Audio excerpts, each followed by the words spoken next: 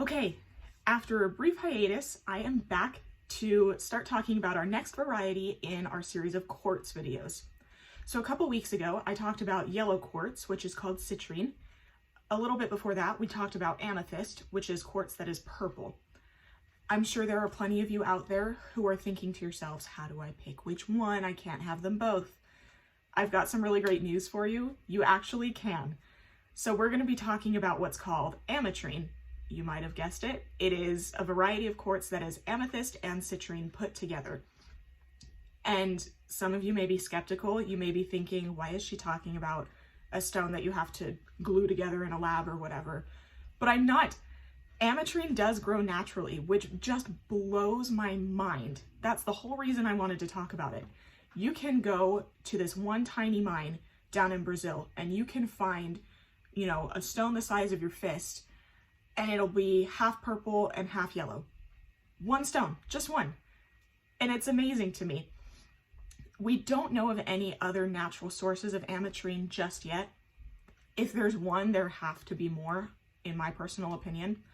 But this mine down in Brazil does have kind of a cool story. It comes with a legend that a random Spanish conquistador was down in what is now Brazil, and he found this mine. He found this deposit of all this ametrine, and he took a bunch of it, he took it home to Spain and introduced it to the Spanish gem market, and it got really huge and popular. For reasons unknown to me, the mine was lost for a few hundred years, and it wasn't rediscovered until the 60s and 70s.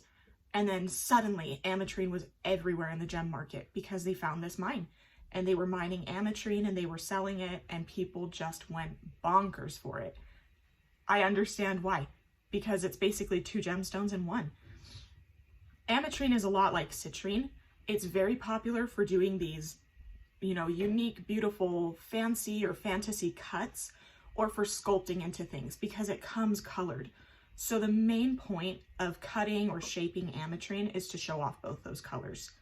And what's kind of cool about this stone is the colors get more intense with size. So if you have like a little 1 carat ametrine, the colors might be kind of weak. They might be a really pale purple and a really pale yellow. It might be kind of hard to see the difference between them. Versus if you've got like a 5 or a 10 carat stone, the colors are going to be really intense, and the line between the two colors is going to be so sharp, which is just so cool.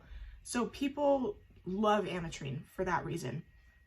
However, because of this, the price range on ametrine is impossible to gauge.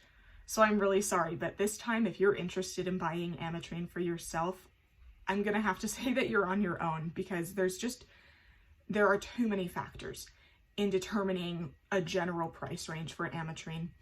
However, if you are interested, if you're going to go online right after you watch this video and look up ametrine prices, I recommend doing one of two things. One, either go to stuller.com. I'll put the link for that in the description. They're just a jewelry manufacturing company, but they've got everything you need. They sell loose gemstones, and you can ask for them to be lab grown or natural grown. They sell, parts for necklaces and earrings or whatever.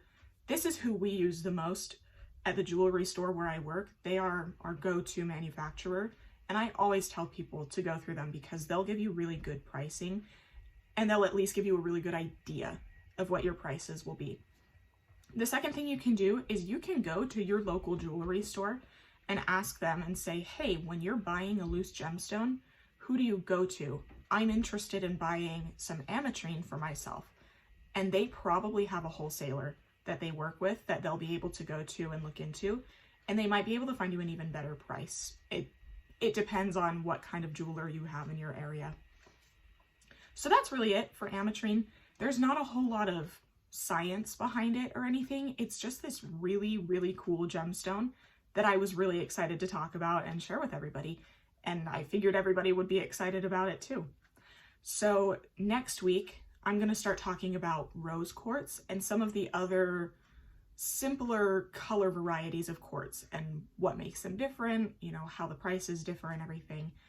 And then after that, we'll talk a little bit about the super cool quartz, and you'll understand what I mean by that in a couple weeks.